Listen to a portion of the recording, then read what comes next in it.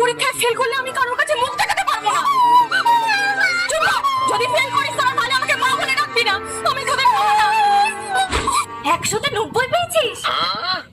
আমার দিবি দিবাল জিরোটা তুই বসাসনি তো? না না, এটা আমি বসিয়েছি। আরেকজন কোথায় আসে? দেখি এদের টেনশন, তার মধ্যে 1,000 টাকা টেপু মাকে ধার দিয়ে রেখেছো। বললো তো আজকেই দিয়ে দেবে, দাঁড়াও ফোন করছি। কি রে, রেজাল্ট কেমন হলো? কে আন্টিটা বাবা? নতুন কাজের লোক? দাঁড়া। হ্যাঁ দিদি, টাকাটা দিলে না কেন? তোমার মেয়ে যে বললো তুমি নেই।